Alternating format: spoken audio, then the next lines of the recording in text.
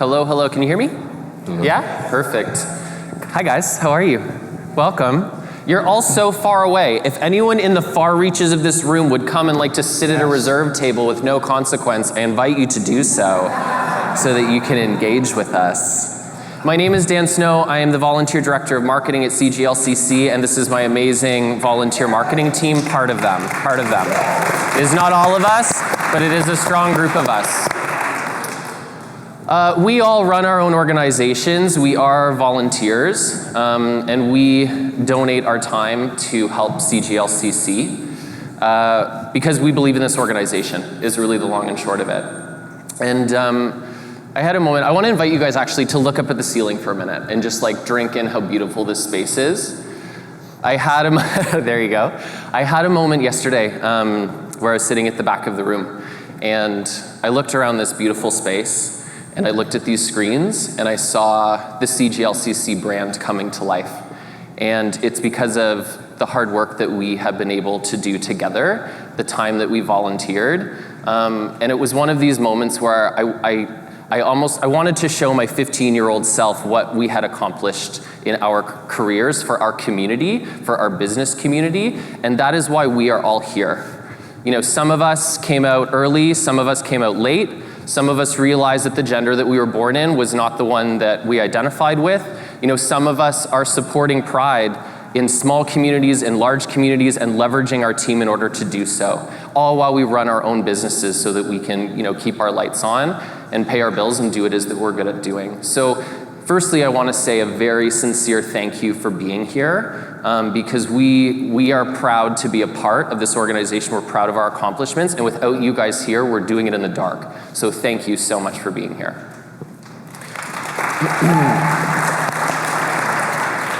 With that said, I want to tell you about our roles with CGLCC, and then I'm going to hand it over to our beautiful panel to tell us what they do and what discipline it is that they're here to talk about today. What our goal is we all touch on different marketing areas. We want to define what those areas are just to level set and get everyone understanding what it is that we do. And we're going to talk a little bit about how to implement these practices, and if you've implemented kind of 101, what the next step for you could be. We're going to take about 20 minutes to talk, and we want to leave 15 minutes at the end for questions because there are so many different facets to marketing that we could touch on. We want to speak to the ones that are relevant and that are the most useful for you. Oh, my front table's filling. Thanks, team.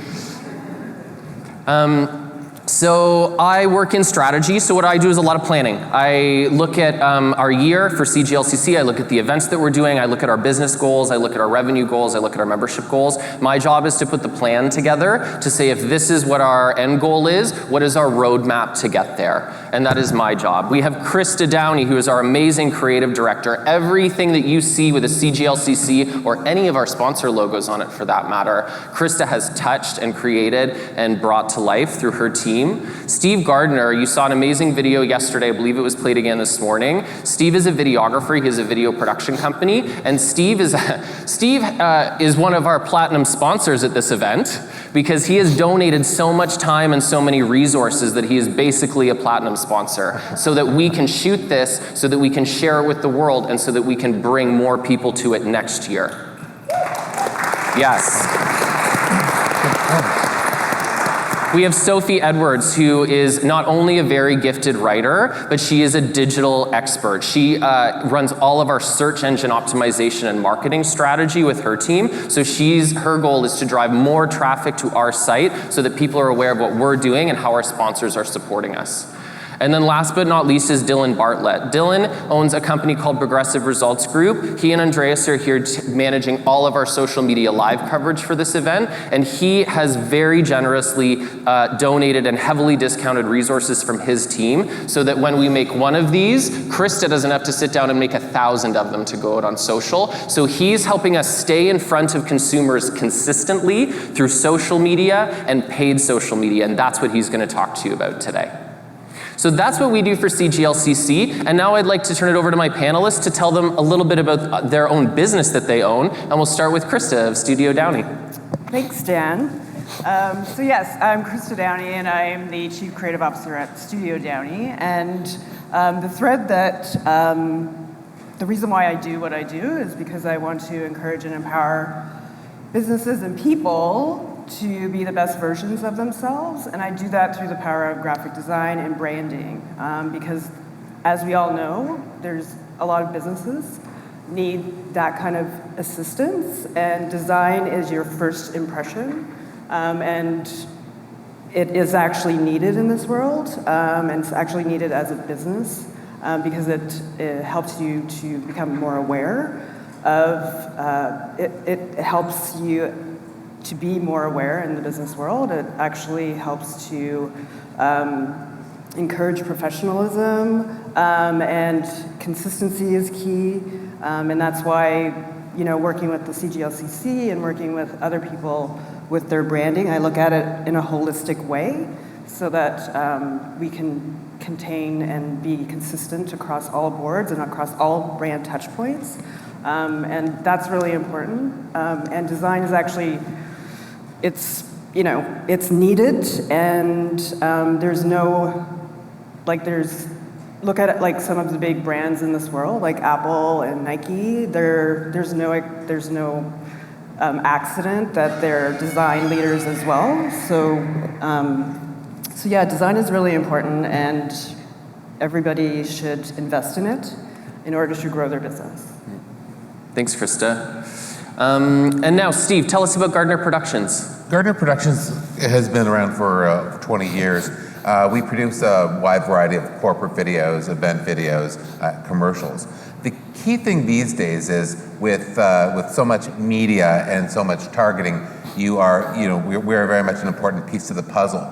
And what is most important is to realize what our core competencies are and to concentrate on that core competency. But you don't have that, what we do, we can't have that without a proper creative script. We can't have with the proper push from digital, like from Sophie, and the social push from Dylan. All of these elements that we bring together in terms of the power of a great campaign and a great project really are part of the puzzle. What my job is to do is to bring alive an amazing creative, whether it be with commercials or whether it be with real people, authentic people, telling their stories, because we're storytellers. That's the crucial thing. So if we haven't made you laugh or cry or evoke some kind of emotion in our pieces, whether they be 30 seconds or 3 minutes, then we haven't done our job. And we've effectively done so with various healthcare campaigns, diversity campaigns, tech campaigns. What we do is we really evoke emotion and really make you care about the service or about the product or about the lives that you're helping to change. And that's the power of video, because you really can evoke that amazing emotion, that tear, that laughter, with great music, with great strategy, and of course the social and digital push. That really, brings everything together. Yeah, I love that you bring up the emotional element of it, Steve, because I think we all in this room know what impact an emotional connection with a brand and a business brings to the consumer and what kind of loyalty that builds. So I'm glad that word came up. Sophie, tell us about Cloud Surfing Media. Sure. So I'm Sophie, and I'm really grateful for these chairs today, because the last time I spoke in a room this large, I came very close to passing out. I was so nervous. True story. So anyway, I build websites and I get them to the top of Google. It's the short version of it, short and sweet. For the CGLCC, I take care of their search marketing. So that includes the organic search, which is the regular search results that you see when you Google something. I also take care of their Google AdWords campaign. And so it was interesting when I first started working with them, because we discovered that, are there any other not-for-profit organizations in the group, in the room right now? Yeah, I knew there were a couple. Did you know that Google will actually give you quite a bit of money in free advertising dollars each month? There's some limitations, but it's very hard to spend all the money each month that they give you. They give you a lot. And so we help the CGLCC take advantage of that. And we do a little bit of design work as well, a little bit of copywriting. If anyone was at the Black and White Gala last year, we built the web page for that and wrote the copy for it as well. Thanks, Sophie. And The Google resources are substantial. So if you are a nonprofit or you are affiliated with one, Google will give you $10,000 a month in AdWord credit if you are eligible. So if you want to know more about that, speak with Sophie afterwards, because it's a huge asset and can drive a lot of traffic to your web property. Thanks, Sophie. Dylan, last but not least, tell us about PRG, Progressive Results Group. Yeah, right. So Progressive Results Group does business all across the province with mostly small and medium-sized businesses.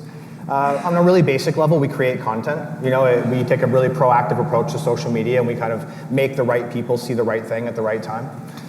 We kind of have a community-first approach, so we offer all nonprofit groups a discount on our services. And in 2018, we discounted over $80,000 to local small businesses. So yeah, we're just happy to be here and excited to talk about social media. Wonderful. So I want to ask you guys, who here has known about about CGLCC for 2, 3, 4, 5 years? Who's known it, it's not your first year hearing of us? And who here, and answer me honestly, but have you seen a difference in the content that has gone out there and the way that the organization is being presented? Have you seen a shift over the last few years? Okay, amazing. I'm getting some nods and some hand raises. Thanks for validating that. And so the next question I'm going to ask you is, what do you think my annual marketing budget is for CGLCC?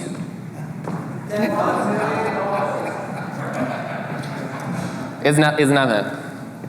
And the reason I bring that up, and that's okay, we're a nonprofit, we're volunteers, that's amazing. The reason that I bring that up is because what I want to demonstrate to you is we're not here to sell you enterprise solution software or a $500,000 media buy. We are very scrappy, we are very resourceful, and we know that you're a business owner, and every client that I have who's a business owner stands there and says, what's my ROI on this? It's great, I'm going to have more followers, it's great, I'm going to have more web traffic. Is it going to convert to sales? What's my ROI? So we're here today to not talk about big, lofty campaign concepts. We want to tell you how you can take each discipline, apply it to your business in a way that isn't going to break the bank, and generate results like the ones that you have seen as you've watched CGLCC over the last 3 years. Does that sound good? Yeah, useful? Okay. So Krista, let's talk about initiating design during a business. What does that process look like, and who should you engage, and what benefit will it bring you? Well, when you're engaging with a designer, you actually should do a little bit of homework and actually find somebody that's going to be somewhat strategic and have conversations with you and do a discovery so that you, it's not just a willy-nilly solution. So when people engage with me, they actually have to, we talk about what their needs are and go through, do some sort of an assessment of your brand. So whether or not you're starting out or if you're just elevating your brand. So every stage of your company or your organization needs to have, there's constant evolving of your brand.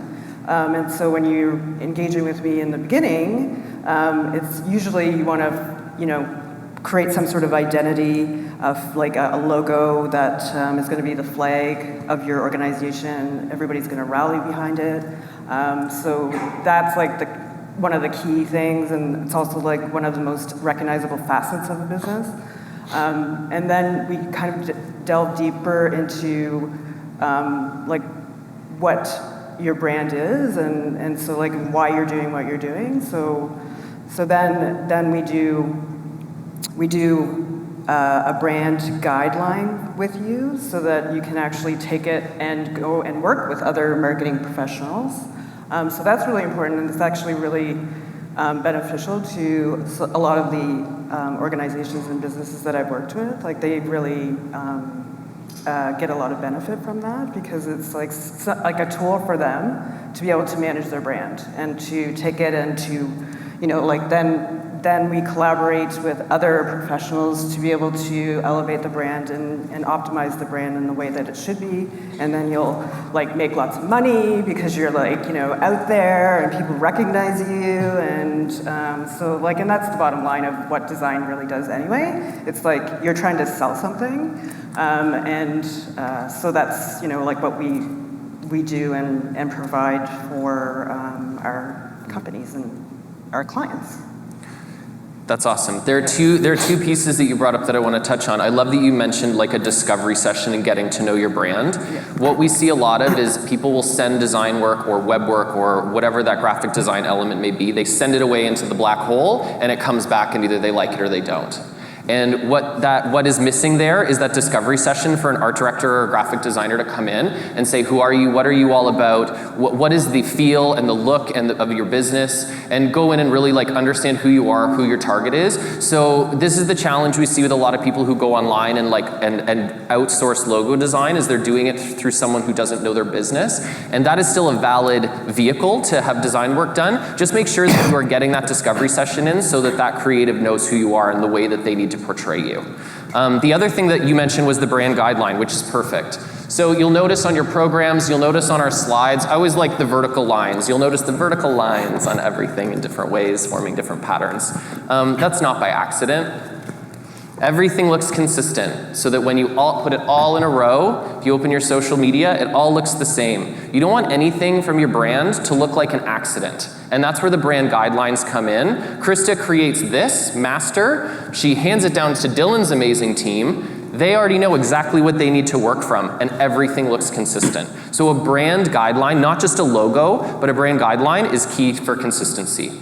So that'll be a segue over to Steve to say, okay, Steve, now I have my brand guideline and my brand. We know video has a whole bunch of different kinds of capabilities. What are the best way that I could employ video to tell my story and highlight my business? Well, you make a good point about discovery. First off, if you get a call for a request or a quote, and you recommend that you have to have that discovery, or we should have it, and the person doesn't get back to you, well, that's a good sign, because you want to engage clients who really are going to be your partners, because we're really partners with you. So that's the first step. Discovery is really important because you have to decide that the chemistry is right there and the fit is right there.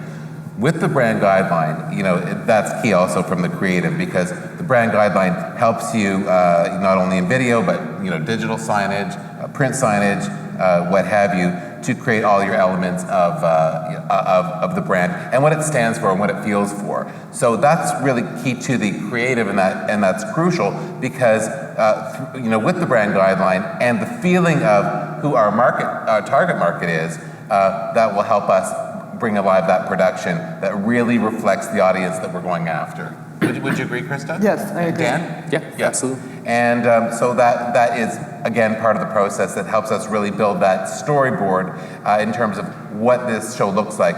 Who are we targeting? Who is our audience? And how best to connect with them? Because, again, it comes down to authenticity, which has been repeated over the last few days, which is crucial, and really being honest to our audience in terms of what we're saying and what we're trying to get across, and that engagement is key. Steve, can I prompt you a little to talk about, we know that we can use video in different ways. We can use it for storytelling, we can use it for process function benefit, we can use it for thought leadership content. Can you talk a little bit about the different ways that you can execute video to tell different kinds of stories? Sure. So, there's a lot of different kinds of videos that we produce, from branding commercials to explainer videos, the how-to, to emotional fundraising videos for a charity. So the range of length of a show can range from let's say 7 minutes to 30 seconds or 15 seconds. But the cool thing about that is that when you are hitting towards a larger target, you can think about 10 or 20 scripts in mind in terms of how you can break it up for different social uses, for different launching, for conferences like this where you could play a video for a little bit longer. So it really is taking the content, thinking about, okay, how can I use this 16 different ways, and there's 16 different platforms, and that is something to benefit of all, because if you have the footage, let's try and use it and distribute it 16 different ways. That's perfect. And to elaborate, so for a contextual example, all of the video that we are shooting while we are here at this event, it'll be in long form. This will be a 45-minute session that lives on YouTube, but then we're taking each session and editing them down into 30 seconds, 15 seconds, 2-minute videos that we can then hand to our sponsors who sponsored this panel. And that way you are producing something one time at length, you're producing a master, and then you are cutting it down again and again. So this one master now becomes 20 different assets that all have a different piece of content in it. Does that make sense? So it's all about efficiency when it comes to not only planning your brand, but your video as well, because you can make something once, but then use it in many, many different ways. Sophie, so now we have our video and we have our beautiful brand, and now we come to you and say, we need a website and I need people to see it. Yes. Raise your hand if you've used a search engine in the last week or so.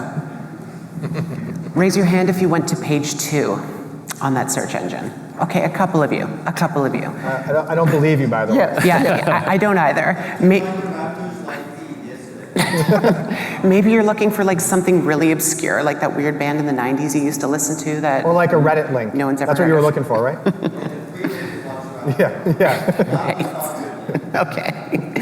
But if you're looking, for the most part, nobody goes to the second page, and the research shows that. There's about 95% of the clicks go to the first page. So, just saying in my industry, the best place to hide a dead body is the second page of Google. So, if you're not on the first page, you don't exist. Think of if you're a plumber, for example, or if you're looking for a plumber, and it's 3 a.m. and your toilet is overflowing, and you Google plumber in Toronto, how likely are you to click the first result? You're clicking the first result. You don't care what it is. You need someone to be there then and now.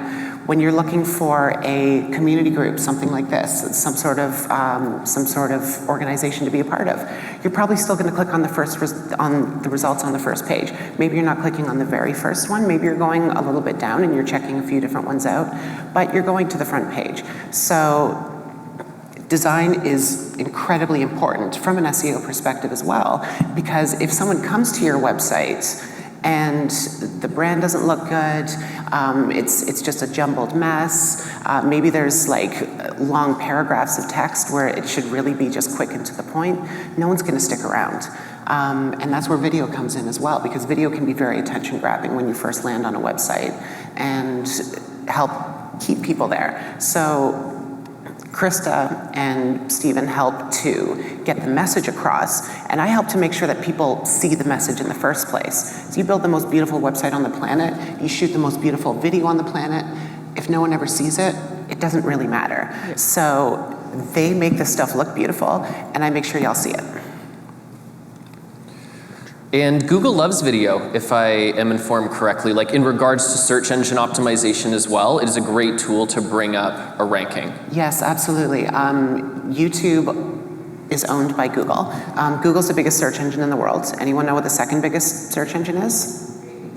It's YouTube. And so, first of all, YouTube has its own search engine, so you can rank there. But also, Google likes it when you use their own platforms. Google makes a ton of money off of advertising on YouTube. So if you have more videos on YouTube pointing to your website, Google makes more advertising money, and they like you a little bit better.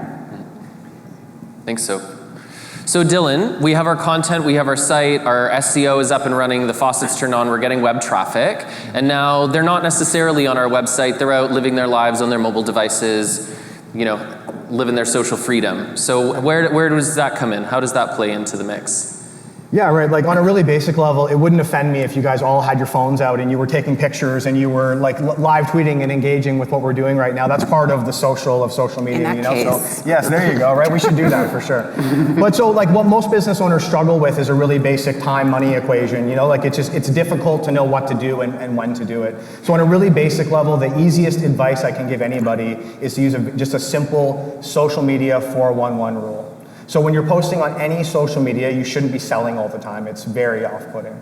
So you take 4 parts: education, call it, awareness. So you're talking about your business, teaching people about your business, just trying to explain who you are and what you do. And ideally, you're being a little bit likable when you're trying to do this, right? We live in a like culture. So you take 4 parts, educational. 1 part community. So the community bit's easy. You have something you believe in, that you love, so that you're passionate about, a nonprofit group, a charity you're involved with, an event like this, whatever it is, right? That's your one part. People love that. Everyone responds well to it. Everybody wants to do business with a good person. And then that last one of the 411 is selling. But we're all selling something, right? So get comfortable with it, with the idea of selling. Make it so that you're either doing like kind of awareness or a call to action. So you're either having an offer where you want somebody to click through and go to your website. If you have your brand guide right and your SEO right, that's all going to make sense. But so if you use that social media 411, you'll be laughing on any platform that you're using. Yeah. That's the easiest strategy.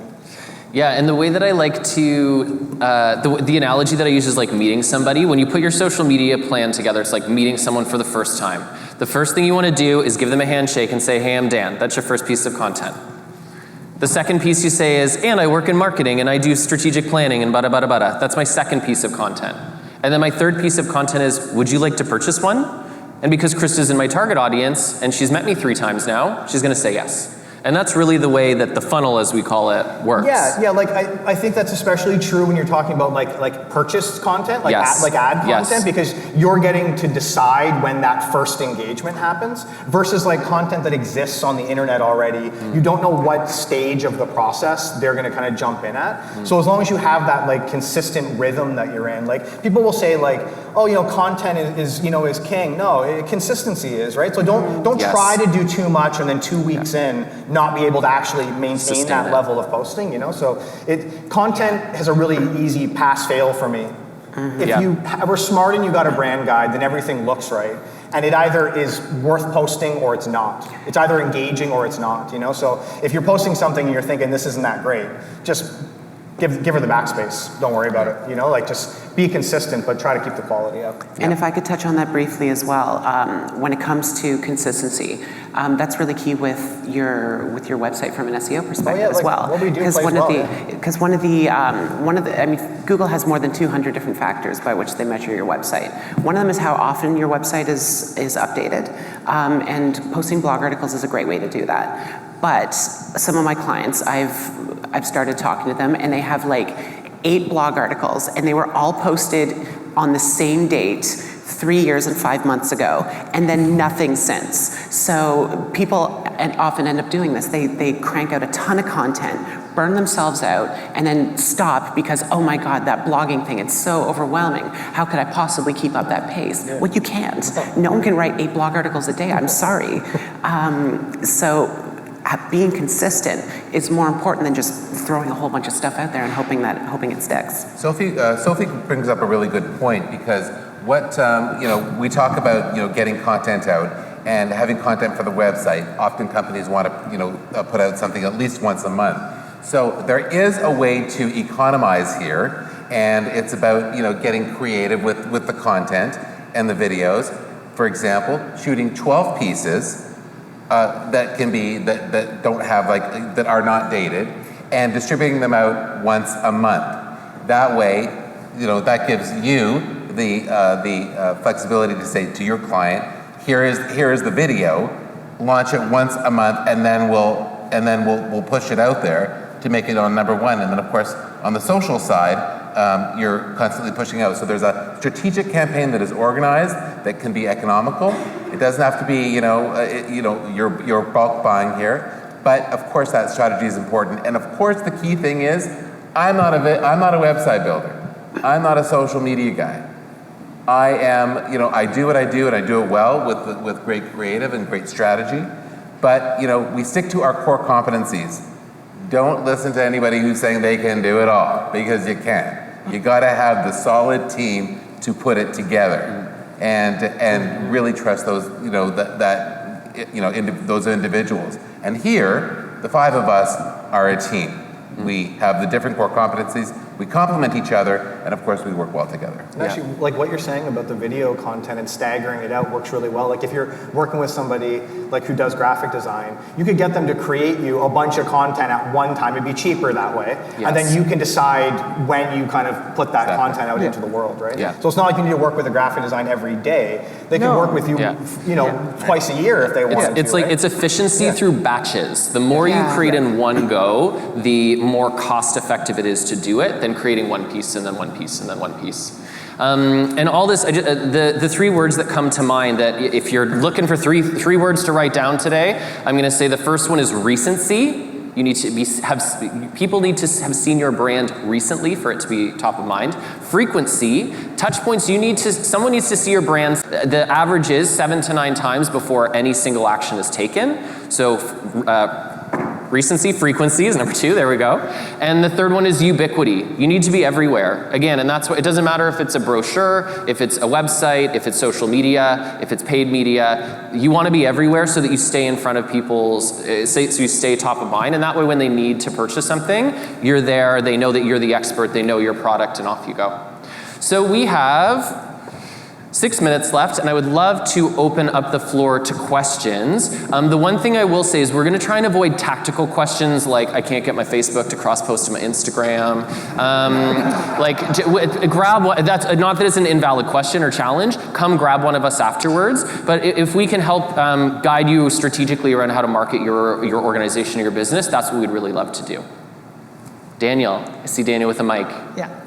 Hi, my name is Daniel Drollet. My interest and area of expertise is words, and I'm finding it really interesting. You're talking about the importance in branding of color and style and all of that. But the comment I want to make is I've often worked with clients who neglect the importance of the words that they're throwing into the websites and the words that there are subtitles on the videos, and all too often they neglect the fact that most of our computers or Microsoft Word comes preset in American English. We're in Canada, you need to reset that to Canadian English or British English if you're writing for a different market.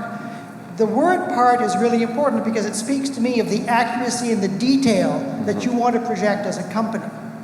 And in Canada, we have the additional level of language. I recently got an email where they used an automatic translator. So in English, it said, this will open on May 7th. And in French, it said, ouvrira peut-être 7, which means maybe 7 May. No, they meant May 7th, right? They corrected it the next day, but it's like, what do you mean it might open this? Oh, they used an automatic translator. Boy, are they not respectful of whatever group. Yes, yes. So I've seen a lot of clients who will neglect the fact of words and use different styles in their words, because you should have a style for the way you use words, and just sort of improvise. And I would argue that you cannot improvise the style in which you write words any more than you would improvise the colors of your brand and allow other people to improvise that for you. So that's the point I wanted to make, the words are really important and they speak to the accuracy, the detail of accuracy that you want to project as a company. So great in video, but don't ignore the words. Absolutely, yes, and thank you for that, Daniel. Daniel actually wrote the copy for the CGLCC website. He's been a big asset to our organization as well, and he's absolutely right. Not only should you have, within our brand guideline, we all often put verbiage in, keywords that are meaningful to our brand. We also stipulate equally as importantly, things that we do not say, especially with an organization like CGLCC. We are very defined in what we talk about, how we speak about it, who we refer to, how we refer to them, because otherwise you can do a lot of damage to your brand. So yeah, absolutely. Thank you so much. I saw somewhere over here, Marc-Antoine. I have a question. I'm Marc-Antoine Sommier from TD. You talked about social media, online presence. You mentioned, Google, search engine. Love to get your input on the social media platform and what's your, usage of it, or how do you propose usage for LinkedIn, Instagram, Twitter, Facebook? They changed a lot over the past years, and I think that the audience also is shifting on how they use those platforms, so I'd love to get your input on that. Cool. I think it's a little bit different for TD than it would be for a small business owner. For a small business owner, I think a comment I get from a lot of people is like this concept that they don't want it to feel like they're repeating the content too much, or that like they post it once and then maybe they assume that every person on the entire planet saw it after that one post, and then they never use it again, which is a huge waste. So I think the concept of repetition is not something that's like new in marketing or advertising. So regardless of what platform you're on, I think you're okay to take good branded content and use it many times, you know? And I don't think, like, if you think about like the steady stream of content that is flowing through the internet on any feed that you go on every day, and all of the content that we're creating individually is a drip, you know, that's part of that constant flow. From a small business owner's point of view, you're never going to saturate the market, you know? So if you're doing it right, you can like reach a lot of people in your target area. And that's all you can really hope for from a small business point of view. But for TD, I think the biggest challenge you guys would face is that you're like kind of a nameless, faceless corporation to a lot of people. So yesterday when we were watching the procurement presentation, I thought Kathy did a really good job of explaining the concept of using her own imagery, her own face in presentations she was doing, and how much that like pushed the boundaries of what she could sell and how much easier it was for her to make relationships. And I think that that's something that obviously from a small business point of view, you should be the face of your business for sure. But for like a big corporation like TD, I think using more real people and more of like faces in your social media content, regardless of the platform, I think would be like a really, really great marketing tool for you guys. But I think people get too hung up on specifically what platform it is. Just be consistent across the board and you'll be fine. Yeah. And if I could briefly touch on that as well, I have no conversation for TD because I don't work with corporates, really. I work with small, medium businesses. But there is some SEO benefit from a social perspective as well. Google looks at platforms like Facebook and Instagram and LinkedIn and Twitter, et cetera, as respected platforms. And not to get too nerdy here, but there's two different kinds of links. There's regular links and no-follow links. And a no-follow link that points to your site, Google doesn't count those. And most social media links are no-follow. However, just having that platform in the first place can be really beneficial to your brand from Google's perspective. It can send some positive signals and let Google know that like this is a well-established brand because look at where it is. It's all over the place. Mm-hmm. Thank you, guys. So I'm gonna, I don't have any more time for questions, but all this to say, we are here because we serve small and medium-sized businesses. If you have a marketing challenge, much like we're here to help CGLCC, we are here to help you. And if you think that having a social media community manager hasn't been feasible because of resources or complications, or you don't understand digital and SEO and Google AdWords, that is why these amazing folks are here. So use them and engage them, ask them questions, and in the meantime, thank you so much for listening. Thank you for your attention, and enjoy the rest of your day. Thanks, guys.